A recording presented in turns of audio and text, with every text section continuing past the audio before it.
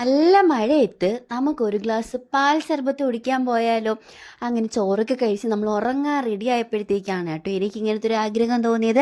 അപ്പം ഞാൻ ഏട്ടൻ്റെ അടുത്ത് പറഞ്ഞു, നാളെ ഞങ്ങൾ രണ്ടുപേരും ഓഫായതുകൊണ്ട് ഏട്ടൻ കണ്ണും പൂട്ടി സമ്മതിക്കുകയാണ് കേട്ടോ ചെയ്തത്. കുറേ നാൾക്ക് ശേഷമാണ് ഇങ്ങനെ നൈറ്റ് റൈഡ് പോകുന്നത്. ആ ഒരു എക്സൈറ്റ്മെൻറ്റിൽ ഞാൻ അറിയാതെ ഏട്ടൻ്റെ കണ്ണിലിട്ട് ഒരു ഇടി എടുത്തു കേട്ടോ.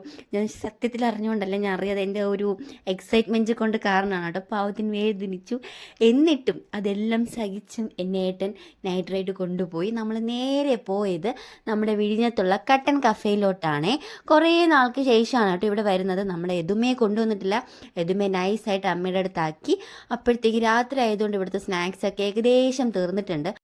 ഏട്ടൻ മിൻറ്റ് ടീയാണ് കേട്ടോ വാങ്ങിച്ചിട്ടുണ്ടായിരുന്നത്. ഞാൻ പിന്നെ പാൽ സർബത്ത് ചിങ്ക സമൂസയാണ്.